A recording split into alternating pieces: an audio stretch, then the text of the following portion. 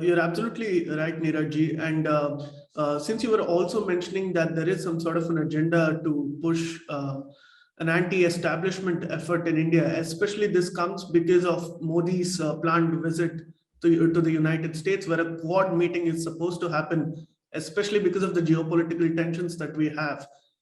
This meeting is not just any other political meeting, but it has a very, very strategic implication. So in that sense, do you think this was pre-planned, especially because not just because of Prime Minister Modi's planned meeting, but also because we are marking the 20th anniversary of 9/11 attacks, and yesterday was Ganesh Chaturthi? Absolutely. These are the twin objectives which they are masking. See, at a time when Taliban has taken over Afghanistan, we should have been talking about jihad. We should have been talking about terrorism. The terrorism which is killing people, which is inherently misogynistic, and which has resulted in unmitigated misery to millions of people. So to hide or to divert attention from this cesspool which has been created in Afghanistan and its neighborhood, this conference is a very nice way of deflecting the spotlight away from where the action is to something where it is non-existent. And as far as Modi ji's visit is concerned, absolutely that is also true, because it serves a twin purpose. One, it masks the actual area of conflict and actual area of problem. And secondly, it will be used as a tool to put some kind of a psychological pressure on the state head to at least try to soften his stand in accordance to the line which they will be perpetuating in this conference. Right. Neeraj, thank you for that. And I have perhaps the last question for you. I was reading this op-ed in Dawn, Pakistan's newspaper, and one of the Indian contributors wrote there saying that the last remaining bastions which are challenging Modi's Hindutva is West Bengal, Tamil Nadu, and Kerala. Now, I find this extremely laughable, and of course, you can link this to how perhaps the quote-unquote Hindutvavadis can actually resist this kind of neo-colonial literature, should I say, that is trying to be perpetrated in academia in the United States. Now, in that sense, all these three states that they have mentioned are very, very cultural, perhaps more than every other state in India. Tamil Nadu is one of the most cultural places you can see.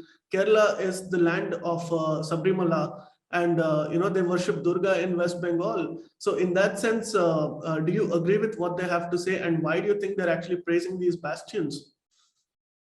They are praising these bastions because these states are giving them political academic space to push their agenda.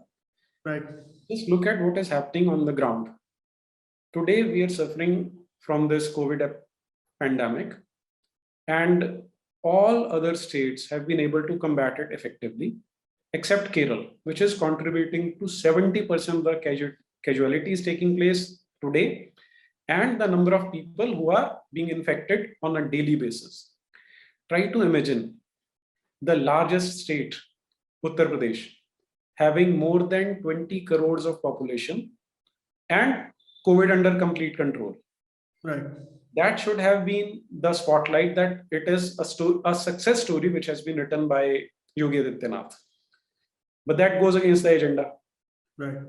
Because then they'll have to admit that somebody whom they tried to demonize as someone who is a right-wing monster, he has proven himself to be an able administrator, and without any kind of bigotry or any kind of discrimination between Hindu and Muslim, he created a state which is at peace with itself and effectively combated COVID. On the other hand, look at Kerala, one of the smallest states, one of the easiest states it should have been to manage, and the cases are spiraling out of control. Right. But not a word of what should I say? There is not a single word criticizing them. Yes. Criticizing and even questioning the capability of the person who is at the helm of the affairs. Right. That is the kind of hypocrisy we are looking at. Absolutely. Likewise, look at West Bengal. Right now, there is a state-sponsored program that is going on. Even the High Court has gone on to record that the state has looked the other way when atrocities were being perpetrated, which is a very civilized way of saying that it is the complicity of the state in the ongoings which are taking place in West Bengal. So that is how the narrative has been absolutely inverted on its head, that where the worst kind of human right violations are taking place, worst kind of atrocities are taking place, they are being shown as some kind of resistance to tyranny, whereas actual tyranny is taking place in West Bengal itself. Right. And as for Tamil Nadu, they've just added it for their own vacuity, I would say, nothing else.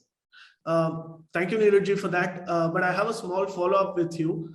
Now, you're somebody who's very well-read and who has also written on many of these issues simultaneously.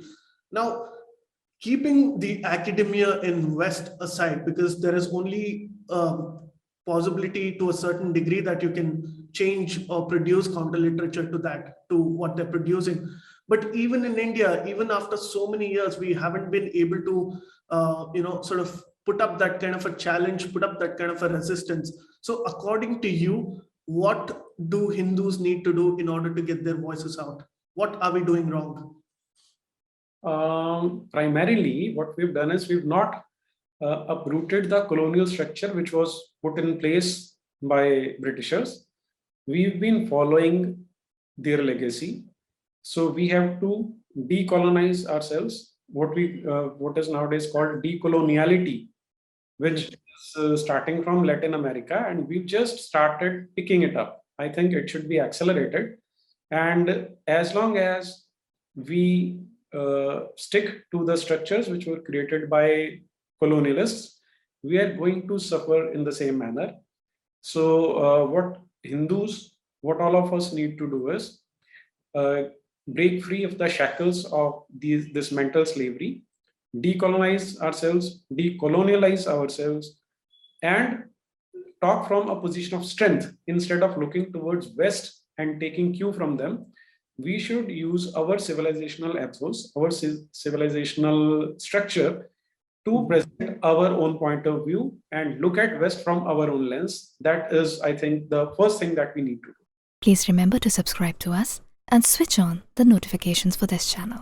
For our other social media links, more content, and to support our work, please visit citti.net. Dhanyavad. Namaskar.